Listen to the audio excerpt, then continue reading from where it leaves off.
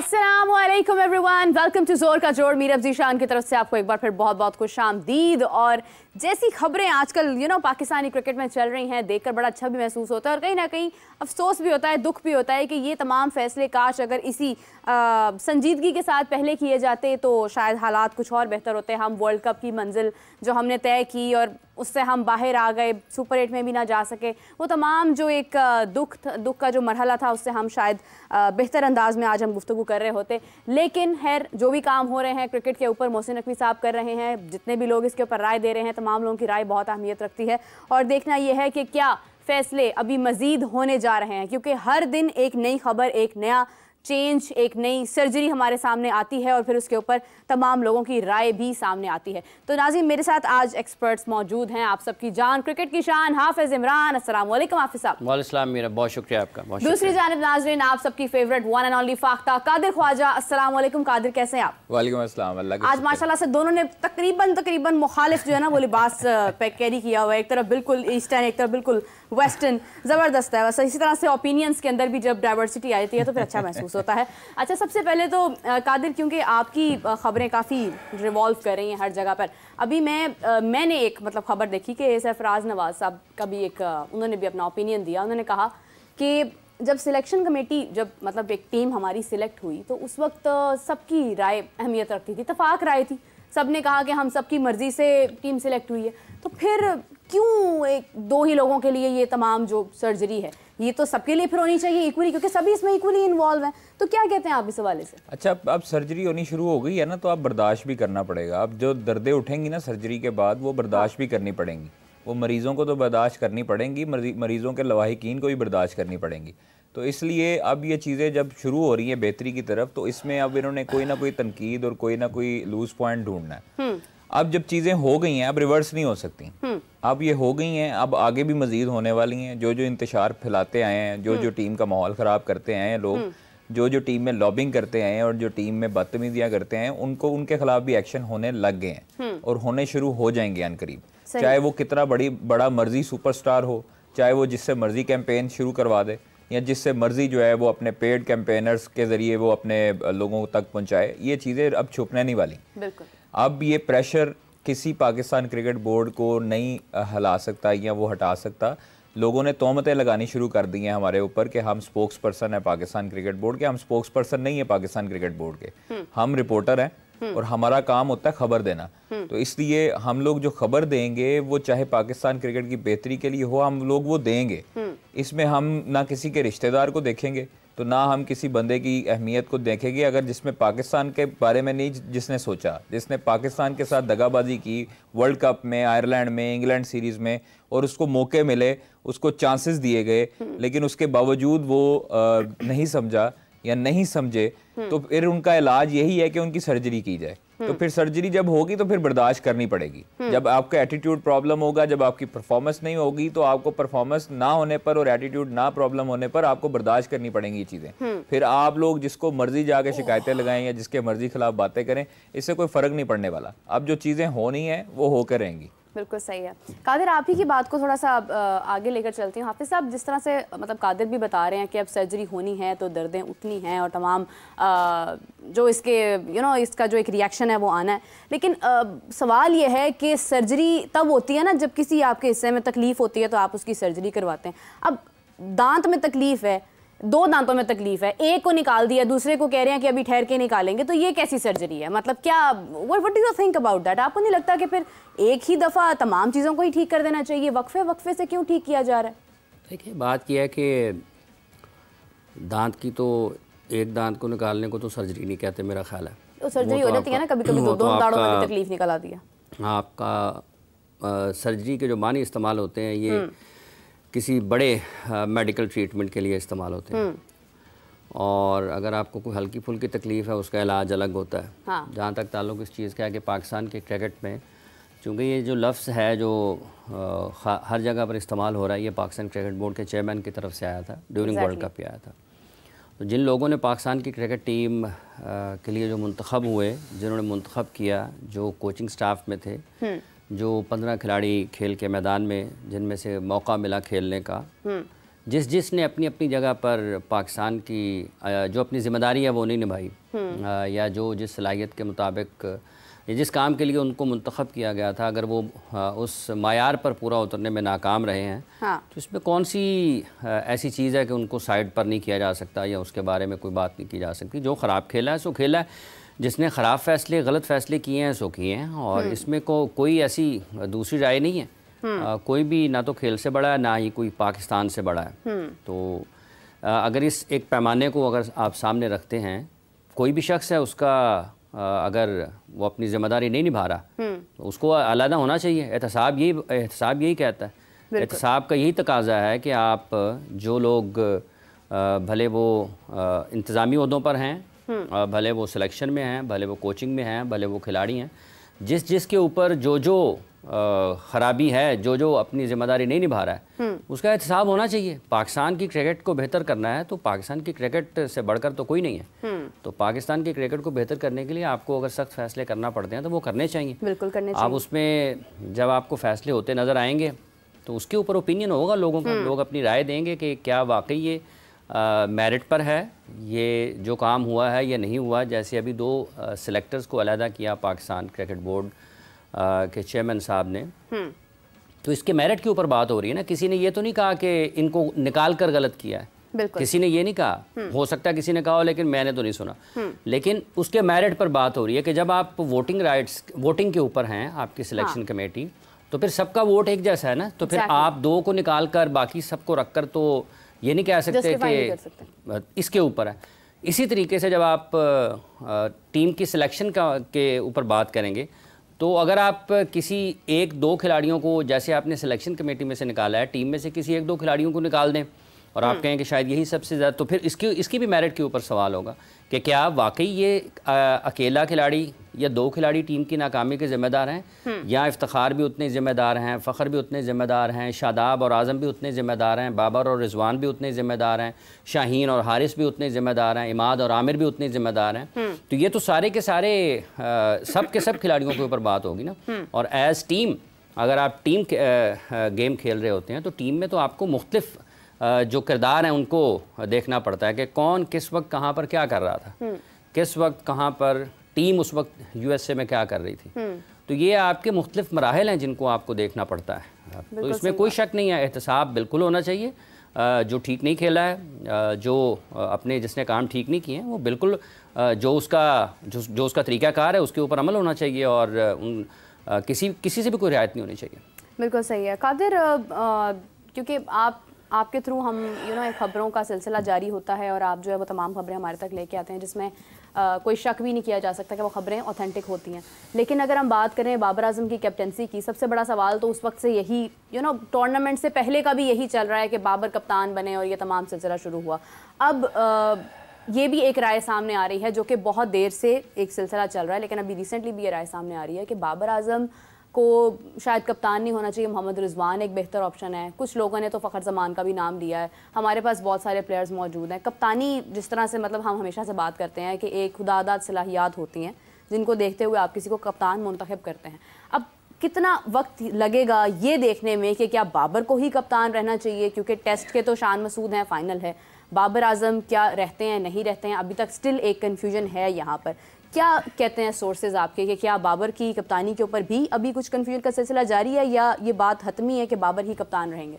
देखें, अभी ऐसी कोई बात नहीं हुई कि उनको कप्तानी से हटाना है या नहीं हटाना। अभी उनकी कप्तानी के हवाले से ऐसी कोई खबर नहीं है। और कुछ हल्के ये भी कहते हैं, जो सोर्सेज हैं वो ये कहते हैं कि चैंपियंस ट्रॉफी तक बाबर आजम को देखा जाएगा। कुछ ये भी कहते हैं कि जो पहली वाइट बॉल सीरीज़ होगी उस दौरान ही उनको चेंज कर दिया जाएगा, या चेंज किया जाने का इम्कान भी है।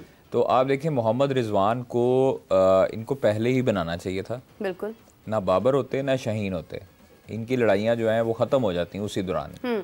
उस दौरान ये लड़ाइयाँ दम तोड़ जाती हैं। रिजवान एक अच्छे लीडर भी हैं, सारी चीज़ें हैं, क्योंकि अक्सर वो कप्तानी करते नज़र भी आते हैं ग्राउंड में। मशवरे बाबर को भी दे रहे थे, मशवरे शाहीन को भी दे रहे थे, तो वो उनको कप्तानी अगर मिल जाती। खैर, लेकिन वो पाकिस्तान क्रिकेट बोर्ड में से जो हमें सोर्सेज बताते हैं वो ये है कि रिलीजियस फैक्टर एक सामने आ जाता है उनके हवाले से देख कर। कि ये जो है वो थोड़े से मजहबी इनका टच है और ये बाहर जो है वो लोग कंफर्टेबल नहीं होंगे, ये अंदर पाकिस्तान क्रिकेट बोर्ड में से लोग सोचते हैं जो डिसीजन मेकर हैं। इस चीज़ का हमें कोई समझ नहीं आई, इस चीज़ की हमें कोई समझ नहीं आई। खैर ये डिसीजन मेकर्स ही बता सकते हैं कि वो क्यों ऐसा सोचते हैं।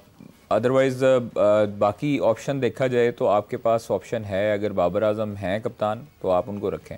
अगर आपका माइंड है उनको चेंज करने का तो फिर शान मसूद अच्छी ऑप्शन है। ठीक है, शान मसूद आपका टेस्ट में भी कप्तान है, आपकी वाइट बॉल में भी आपने उनको T20 में भी आजमाया, हालांकि आप लोग वाइट बॉल में उनको नहीं इतना शामिल करते, T20 में उनको शामिल नहीं करते, लेकिन उन्होंने वर्ल्ड कप 2000 जो आई थिंक 22 था ऑस्ट्रेलिया में, उसमें अपने आप को मनवाया, साबित करवाया कि वो कर सकते हैं। काउंटी में भी वो कप्तानी कर रहे हैं। तो ये चीज़ें कप्तानी के हवाले से मैं समझता हूँ कि अगर कप्तानी के हवाले से बाबर आजम रहते हैं और उसमें दीगर प्लेयर रहते हैं जिनका कप्तानी से इशू है, ठीक है, तो फिर वो यही टसल चलती रहेगी और यही फिर चीज़ें चलती रहेंगी, आपस में नाइतफाकियाँ चलती रहेंगी और ये आगे ही पाकिस्तान की टीम को और मज़ीद बुरा रिजल्ट देंगी। इसलिए चाहिए ये कि एक तीसरा जो खिलाड़ी हो जिसकी सोशल मीडिया इतनी हाइप भी ना हो, जो इतना बाहर जो है वो आपके उसकी मतलब ज़्यादा जो है समझे कि उसकी फ़ैन फॉलोइंग ना हो, लेकिन वो क्रिकेट को समझता हो, क्रिकेट को समझता हो, उसको आप कप्तान बनाएं ताकि ये लड़ाई खत्म हो। कादिर, क्या कप्तान बनने के लिए सिर्फ क्रिकेट को समझना काफी है? क्या समझे? और इंग्लिश आनी चाहिए। नहीं, इंग्लिश ये जरूरी, देखिए जरूरी नहीं है, जरूरी नहीं, मैं आपको एक बात बताऊं, जरूरी नहीं है। ये हम लोग ही इस चीज को ईगो बना लेते हैं कि इंग्लिश आनी चाहिए। इंग्लिश जरूर आनी चाहिए, आपको सीखनी चाहिए, आपको हर चीज सीखनी चाहिए, लेकिन जरूरी नहीं है कि आप जो है वो लैंग्वेज, हम पुराने ऐसे कई लोग गुजरे हैं जो साथ अपने ट्रांसलेटर लेके जाते रहे, कई मीडिया मैनेजर साथ खड़े होते रहे जिनको उर्दू आती थी, इंग्लिश नहीं आती थी, तो वो उनके ट्रांसलेट कर लेते थे। लेकिन ये एक इम्पैक्ट आपका पूरी दुनिया में जाता है कि आप प्रेस कॉन्फ्रेंस में जा रहे हैं, इंग्लिश बोल रहे हैं, वो सारी एक इम्पैक्टफुल बात है। लेकिन असल जो चीज़ है कप्तान की वो ये नहीं है कि उसने ग्राउंड में जाके अंग्रेजी बोलनी, उसने ग्राउंड में जाके अपने लड़कों को खिलाना कैसे है, उसका बैटिंग ऑर्डर क्या है, उसकी स्ट्रेटजी क्या है, उसने गेम प्लान पर इम्प्लीमेंट कैसे करवाना है, किस बॉलर को किस प्रेशर वाले मूवमेंट में लेके आना है, किस बैटर्स को कहाँ पर यूटिलाइज करना है, वो उसकी असल चीज़ वो है। ये चीज़ नहीं है कि कप्तान जो है वो अपना ग्राउंड में खड़ा रहे, कहीं भी फील्ड प्लेसमेंट कोई और करता रहे और ब्रांड के प्रमोशंस कप्तान करता रहे, कप्तान जो है वो पैसे पकड़ता रहे ब्रांड से और उनकी प्रमोशनें करता रहे, तस्वीरें खिंचवाते रहे, फलाना करते नहीं, ये कप्तान का काम नहीं होता। कप्तान का काम होता है ग्राउंड में, जब वो पाकिस्तान का सितारा उसने साल लगा लिया है तो फिर वो पाकिस्तान के लोगों की खातर अंदर लड़ेगा, जैसे दीगर टीमें लड़ी हैं वर्ल्ड कप में और मैचेस उन्होंने जीते भी हैं और आज जो है वो इंडिया वर्ल्ड चैंपियन इसी वजह से बना है। एक मोमेंट ऐसा आता है कि इंडिया हार रहा था वर्ल्ड कप का फाइनल, लेकिन उन्होंने हार नहीं मानी, उनके कप्तान ने एक्सपेरिमेंट किया और हमारे कप्तान ने मुतअद्दिद मरतबा ऐसे हुआ कि आप डिफेंसिव मोड में चले गए, अग्रेसिव मोड में होते हुए आप डिफेंसिव मोड में चले गए, जिसकी वजह से आपको नुकसान उठाना पड़ा।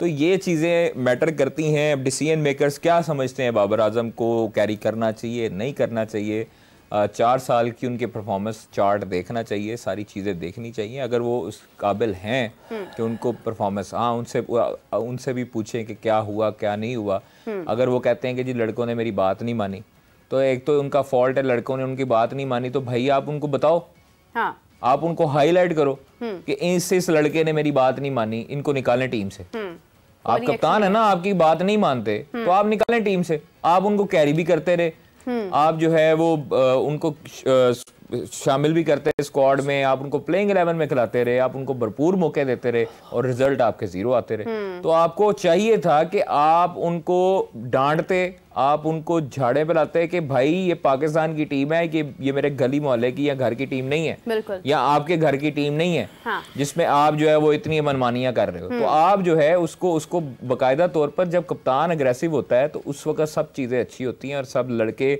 उसके नीचे अंडर प्रेशर आते हैं और फिर परफॉर्मेंस भी देते हैं जिस तरह कप्तान कहता है। जब कप्तान की नहीं सुनी जानी, या कप्तान के जी मेरे से मुंह बना के बैठे हुए थे सारे, तो फिर आपका फायदा क्या कप्तानी करने का, आपको छोड़ देनी चाहिए। देखिए ना, क्रिकेट है ना, उसमें एग्रेशन आपका गेम में ही होता है ना, कि आपने अपने डिसीजंस लेने हैं तो आप उन डिसीजंस के ऊपर कितना स्ट्रांग है, कितना खुद स्टैंड करते हैं। तो अगर आप एज अ कैप्टन या एज अ प्लेयर इनफैक्ट अगर आपको लगता है कि नहीं आपके अंदर इतने आप लीनियंट हैं कि आप हर हालात में हो जाते हैं, तो फिर मेरे ख्याल से कैप्टनसी जो है वो तो मुश्किल हो जाती है। हाफिज़ साहब, जिस तरह से कारी साहब ने बात की कि ऐसा कैप्टन होना चाहिए जिसकी सोशल मीडिया कैंपेन्स या सोशल मीडिया जो एक ग्रुप्स हैं वो उस तरह के ना हो जिस तरह के हैं और हमें नुकसान दे रहे हैं। कल आपने एक बहुत ज़बरदस्त बात की, मैं देख रही थी कि बहुत लोग उसको पसंद भी कर रहे थे कि ये जो वायरल है ये वायरस बनता जा रहा है। तो आप इसको लिंक कर सकते हैं इसके साथ कि एक कैप्टन भी अगर उसको वायरल होने का ज़्यादा शौक है और कैप्टनसी उसे नहीं हो रही है तो फिर कोई कैप्टन ऐसा होना चाहिए। तो फिर ऐसा कैप्टन कौन हो सकता है जो सोशल मीडिया पर इतना एक्टिव ना हो? हर किसी की अपनी अपनी एक कैंपेन है। कौन है जो नहीं है सोशल मीडिया पर? एग्जैक्टली तो पहला तो सवाल ये है। हाँ। और दूसरा ये है कि ये उसका पैमाना नहीं है कि अगर कोई उसका क्या रोहित शर्मा की सोशल मीडिया फॉलोइंग नहीं है? बिल्कुल है। अगर आप सिर्फ इंस्टा ही उनके उठा के देखें तो आपको मिलियंस में वहाँ पे लोग नज़र आएंगे। ऐसे ही है। विराट कोहली भी कप्तान रहे, अगर आप उनकी सोशल मीडिया पर फॉलोइंग देखते हैं तो शायद वो 25-30 करोड़ बन जाती है डिफरेंट डिजिटल के प्लेटफॉर्म्स पर। और इसी तरीके से ब्रायन लारा की अगर आप देखते हैं तो वो उसकी कम होगी, लेकिन क्या ब्रायन लारा अब कमज़ोर क्रिकेटर थे या वो क्रिकेट में किसी से कम थे? हाँ। पैट कमिंस को देखें तो वो आपको कम नज़र आएगी कि उनके सोशल मीडिया फॉलोइंग है। बुनियादी तौर पर ये जो फ़ैसला करने वाले लोग हैं इन्होंने ये देखना होता है कि क्या ये उन चीज़ों को समझते हैं या नहीं समझते। सोशल मीडिया पर ना होना ये कोई उसकी कामयाबी की ज़मानत नहीं है, और सोशल मीडिया पर हर वक्त रहना ये उसके रास्ते की रुकावट भी नहीं होनी चाहिए। असल काम यह है कि क्या आप जब आपके खेल के बारे में जो फ़ैसले हैं क्या वो आप इंसाफ के तकाज़ों के मुताबिक, खेल की ज़रूरत के मुताबिक, अपनी टीम की ज़रूरत को समझते हुए मैच से पहले, मैच के दौरान और मैच के बाद क्या आप करते हैं या नहीं करते हैं। तो अगर आप नहीं करते हैं तो भले आपकी सोशल मीडिया फॉलोइंग है या नहीं है, भले आपके डिजिटल के प्लेटफॉर्म आपके ऑपरेट होते हैं या नहीं होते हैं, उससे कोई फ़र्क नहीं पड़ता, लेकिन जो असल काम है उसको करना चाहिए।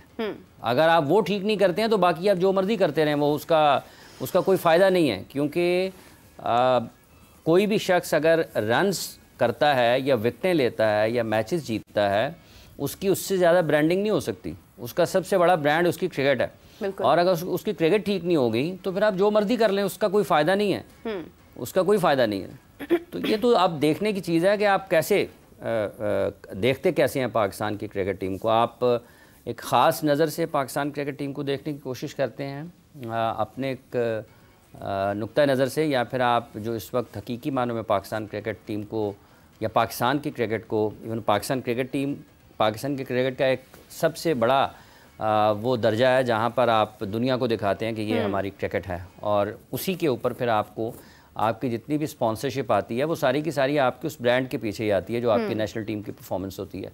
तो अगर आपकी वो ख़राब होगी तो आपकी सारी चीज़ें ख़राब होंगी। और किसी को ये गलतफहमी नहीं रहनी चाहिए कि अगर पाकिस्तान की क्रिकेट टीम की कारकर्दगी ख़राब होगी तो वो ज़ाती हैसियत में उसकी वैल्यू रहेगी किसी की भी, ऐसा नहीं है।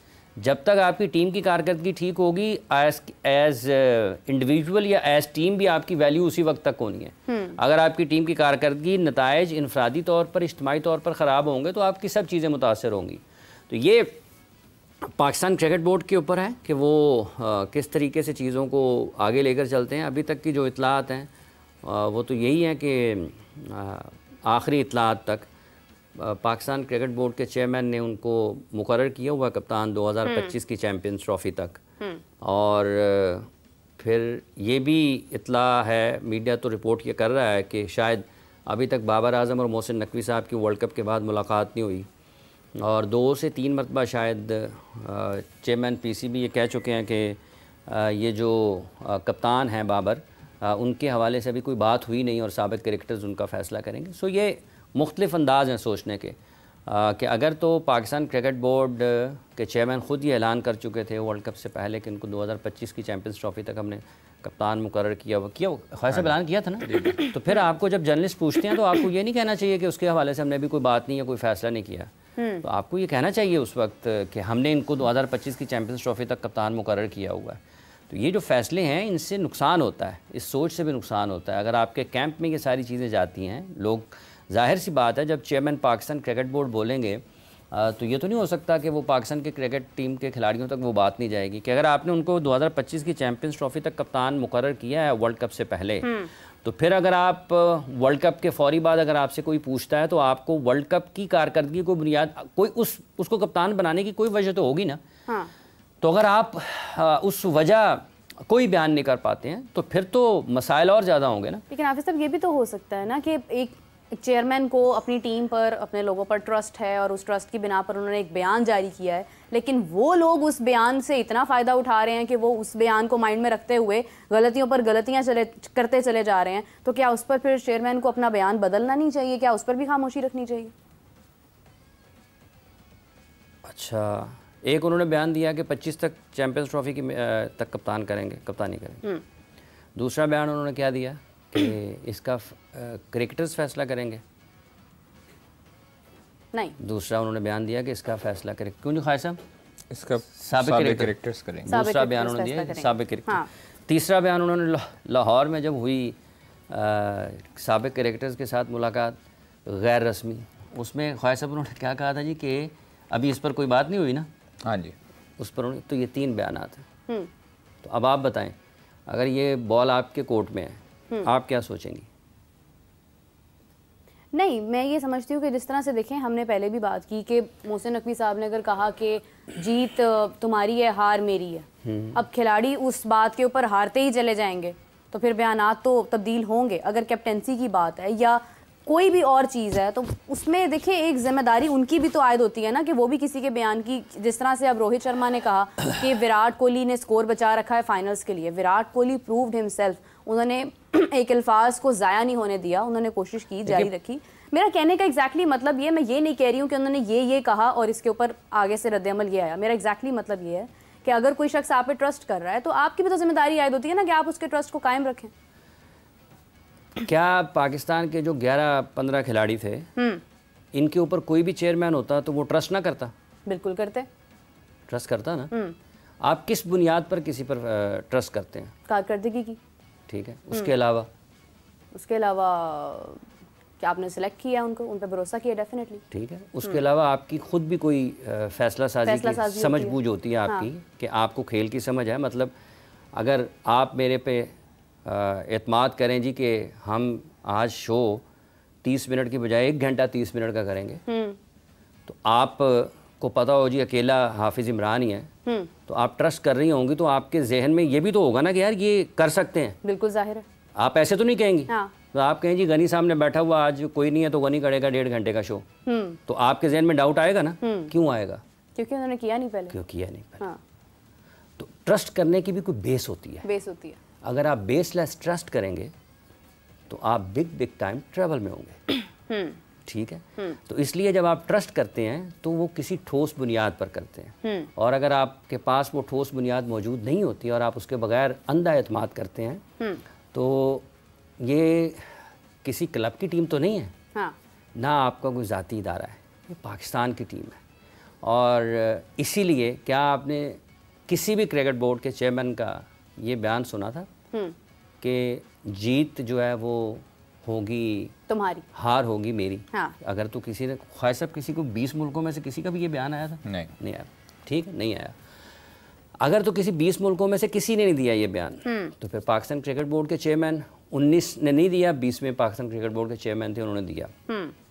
और जब वो हार गए हैं तो दूसरा मैच ही हारने के बाद आपने सर्जरी का बयान जारी कर दिया। इंडिया वाला मैच मेरा ख्याल देखने के लिए गए थे, यूएसए वाले मैच पे चेयरमैन साहब वहाँ पर नहीं थे। हाँ। इंडिया वाला मैच पे ना ख्वाहिश है ना, यूएसए वाला, तो 2 मैच हारने के बाद आपने वहाँ पर ये बयान जारी कर दिया। तो फिर ये वो चीज़ें हैं जिनकी वजह से अभाम होता है, अभाम पैदा होता है, लोगों के जहनों में मुख्तलिफ ख्यालात आते हैं, सोच आती है। आपका जो कैंप है इवन पाकिस्तान टीम का, शायद लोगों को याद हो या ना हो, जब ये बयानात उन्होंने दिए थे, हमने उस वक्त भी कहा था कि इससे आपकी ड्रेसिंग रूम का माहौल भी ख़राब होगा, और जो खिलाड़ी वहाँ पर यूएसए में मौजूद हैं वो लोग, उनसे मकामी लोग भी पूछेंगे, वो गुजरते गुजरते कोई आवाज़ लगा देगा और जा रहे हैं सर्जरी होने इंतज़ार कर रहे हैं। तो ये वो चीज़ें हैं जो निचली सतह तक आपके खेल को, सोच के अंदाज को, हर चीज़ को मुतासर करती हैं। ये भी तो कहीं ना कहीं असरअंदाज होती है ना मुख्तलिफ चीज़ों के ऊपर। सो आपको बहुत ही मोहतात अंदाज में अब गुफ्तगू करने की ज़रूरत होती है, और जब आप एक एक के बारे में इस तरह से बात करते हैं तो उसके बाद में आपको हर बयान ही आपका जो है वो लाजिम नहीं है कि वो बड़ा अच्छा हो और बहुत अच्छे अंदाज में उसका असर हो। कुछ चीज़ें ऐसी भी होती हैं जिनका आपको उलट भी हो जाता है, बरक्स हो जाता है जो आप सोच रहे। देखिए यहाँ तो जैसे आपने हवाला दिया उसका रोहित शर्मा और विराट कोहली का, तो उसने क्यों कहा? उन्हें यकीन था। ठीक है, उस यकीन की कोई वजह होगी ना कि एक खिलाड़ी पहले मैच से लेकर सेमीफाइनल तक रन्स नहीं कर रहा, उसके बावजूद भी उन्होंने क्यों कहा? कोई वजह होगी ना। क्या वजह थी? मतलब यकीन था ना उनको कि आगे कर जाएंगे। यकीन की वजह यह थी कि उसके पीछे हजारों रन्स हैं, उसकी बरसों की क्रिकेट है, उसको पता है कि ये एक बॉल आउट होने को तो एक बॉल भी हो जाएगा, लेकिन उसको पता है कि इसके ऊपर जितना प्रेशर आएगा, जितना बड़ा मैच आएगा, जितना प्रेशर आएगा, इसमें एबिलिटी है, इसमें सलाहियत है, ये बाउंस बैक कर सकता है। हाँ। ये सारे के सारे जो 6, 7, 8 मैचेस खेले हैं जिसमें इनसे रन्स नहीं हुए, जब सिचुएशन क्रिएट होगी तो ये उसमें अपने आप को इस तरीके से ढालेगा कि अकेला ही टीम को खड़ा कर लेगा। तो उसके पीछे उनकी बरसों की 15, 14, 16 बरस की इंटरनेशनल क्रिकेट की कारकर्दगी है। हाँ। कि यार ये इसने फलां टाइम पे ये किया, फलां टाइम पे ये किया, फलां टाइम पे ये किया, फलां टाइम पे ये किया, और अब जब फाइनल आएगा तो ये फाइनल में भी कर सकता है। 1999 के वर्ल्ड कप में, सारे वर्ल्ड कप में सईद अनवर से रन्स नहीं हो रहे थे। वसीम अकरम पाकिस्तान टीम के कप्तान थे। हाँ। वसीम अकरम से सईद अनवर के बारे में पूछा गया तो उन्होंने कहा मुझे पता है कि जब बड़े मैचेस आएंगे तो ये रन्स करेंगे। तो उन्होंने रन्स किए, न्यूजीलैंड के खिलाफ सेमीफाइनल में 100 कर दिया चेज करते हुए। उससे पहले जिम्बाब्वे के खिलाफ एक मैच था मेरा ख्याल सुपर 6 का, उसमें 100 कर दिया। तो ऊपर तले 200 कर दिए। तो कोई भी किसी के ऊपर ट्रस्ट करता है, उस ट्रस्ट की एक बेस होती है। वो आप बिला वजह जब आप किसी के ऊपर करते हैं, हाँ। ऐसा नहीं है कि ये खिलाड़ी ऐसे नहीं थे कि इनके ऊपर ट्रस्ट ना किया जा सके, ऐसा नहीं है, बिल्कुल उनकी भी सामने थी। लेकिन फिर बाद में जब पाकिस्तान की टीम हारती है, तकलीफ तो होती है ना लोगों को। तो आपको बहसियत चेयरमैन कोई भी हो, ये सिर्फ मोहसिन नकवी, देखिए ज़का अशरफ साहब इंडिया गए थे तो क्या लोगों ने कहा था कि अच्छा है, लोगों ने कहा कि खराब है। हाँ। वो बयानात दे रहे हैं, लोगों से मिल रहे हैं, पाकिस्तान टीम से मिल रहे हैं, कोई काम ही नहीं है। वो टीम के 11-15 खिलाड़ी जाने, कोचिंग स्टाफ जाने, आपकी ये जिम्मेदारी है कि आपने उनको भिजवा दिया वहां पर। आपका काम उनकी ज़रूरियात को पूरा करना है, आपका काम उनका ख्याल रखना है, ठीक है। आपका काम है डिसिप्लिन को वहां पर नाफिज करने के लिए हर वक्त ये फैसले करने हैं। और जैसे अभी कादिर साहब बता रहे थे, जैसा उस दिन जब ये जिक्र हुआ इस रिपोर्ट का जिसमें शाहीन आफरीदी साहब का नाम लिया गया, इतने मैचेस उन्होंने खेले हैं, वो कोई भी हो ना, शाहीन हो, शकील हो, जमील हो, हसीन हो, कोई भी हो, अगर कोई खिलाड़ी डिसिप्लिन को वायलेट कर रहा है, वो क्या है, बाहर बिठाएं। अभी मुझे कल कामरान अकमल साहब ने बताया, परसों बताया, उन्होंने कहा जी कि 2004 के दौरे के ऊपर शोएब अख्तर साहब के साथ कोई मसाइल थे, वो पूरा साल उन्होंने कहा ठीक नहीं हो रहे, पूरा साल क्रिकेट नहीं खेले। हाँ जी, बाहर बिठाया था शोएब अख्तर पूरा साल। ये पाकिस्तान की पूरी बेस बैटरी एक तरफ और अकेले शोएब अख्तर एक तरफ, ये फिर भी उनका मुकाबला नहीं कर सकते। 32 ओवर उन्होंने ऑस्ट्रेलिया में 99 में एक इनिंग्स में किए थे। कितने? 32 ओवर। उनकी फिटनेस एक इनिंग्स में, उनकी ऑस्ट्रेलिया में फास्ट बॉलिंग के लिए बॉलिंग मुश्किल होती है जी, उनके सख्त सरफेस होती है नीचे, जो आम जमीनें होती हैं, और जिस पेस के साथ वो करते थे, ये सारी टीम मिलके भी उस पेस पे उतना पूरा स्पेल नहीं कर सकती। ये तो एक करते हैं ना 150 पे, पहला ओवर भी एक स्पीड से करते थे, 32वां भी ऐसे ही करते थे। ये तो पहला एक बॉल 150 पे जाती है ना तो पूरे मुल्क में ऐलान हो जाते हैं स्पीकरों में 150। ये स्पीकर है ना बेसिकली आज का, 150 वो पूरे का पूरा, वो एक ओवर नहीं, वो 10 ओवर। उनकी एवरेज स्पीड 90 माइल से ज्यादा होती थी, एवरेज स्पीड 90 माइल से ऊपर। वो जो ब्रेटली और शोएब अख्तर कर रहे होते थे ना, 90 माइल से ऊपर एवरेज स्पीड होती थी। ये एक 90 माइल्स पे टच कर जाती है ना तो तूफान बर्पा हो जाता है। 32 ओवर उन्होंने किए थे, और उस शोएब अख्तर को उन्होंने बाहर बैठा दिया था। 2005 की सीरीज में वो वापस आए, अगेंस्ट इंग्लैंड पाकिस्तान ने वो सीरीज खेली और 17 विकेटें 3 मैचेस में ली, और इतनी तेज बॉलिंग की थी, इतनी तेज, वो स्लोअर वन पे फुल टॉस पे बैट्समैन बोल्ड हो गया, स्लोअर वन किया उन्होंने। तो ये और फिर इसके बाद 2007 के वर्ल्ड कप में ये तो शुएब अख्तर उन्होंने वापस भेज दिया था ना। नहीं, बहुत बड़ी हमारे पास मिसाल है इस चीज़ की कि अगर देखें, अगर आपको फैसले लेने पड़ते हैं क्रिकेट को बेहतर करने के लिए तो फिर आपको स्ट्रिक्ट डिसीजंस लेने पड़ते हैं। कादिर से बहुत सारे सवालात अभी करने थे, लेकिन अच्छा, अभी जाते जाते एक बात बता दूं, शाहीन शाह अफरीदी के बारे में अपडेट है कि जैसन गिलेस्पी ने बताया कि उनके घर जो है वो रेस्ट दिया जा सकता है, उनको रेस्ट दिया जा सकता है बांग्लादेश के खिलाफ सीरीज में। और 1 साल में शाहीन अफरीदी ने 3 गुना ज्यादा क्रिकेट खेली है मिचेल स्टार्क से। बॉलिंग नंबर ऑफ बॉल्स जो है ना, बॉल्स जो हैं वो उसने वो ज्यादा की हैं, 3 गुना ज्यादा। मतलब ये अभी आपका वर्कलोड, हाँ जी, ये अभी उन्होंने कहा है ना, कल कराची में वो सहाफियों से मिले हैं वहाँ पे पाकिस्तान क्रिकेट बोर्ड, ये को आज से 8 या 6 महीने पहले ये यहाँ पर आतिफ साहब और आकिब साहब आए थे। उन्होंने उस वक्त भी ये बताया था कि उसके जो नंबर ऑफ बॉल्स हैं ना, वो जो ओवर्स उसने किए हैं वो दुनिया में सबसे ज़्यादा ओवर्स उसने किए हैं। चलें, खैर यहीं से गुफ्तगू का सिलसिला हम जारी करेंगे। 7 PM हाफिज साहब, कादिर साहब मेरे साथ मौजूद होंगे। एग्जैक्टली इसी जो कन्वर्सेशन है इसको हम आगे लेकर चलेंगे। अभी प्रोग्राम का वक्त खत्म होता है। मुझे, कादिर साहब, हाफिज साहब को इजाज़त दीजिए। आपका बहुत शुक्रिया। आपसे मुलाकात होती है नाज़रीन 7 PM, हमें ज्वाइन कीजिएगा। तब तक के लिए अल्लाह हाफिज़।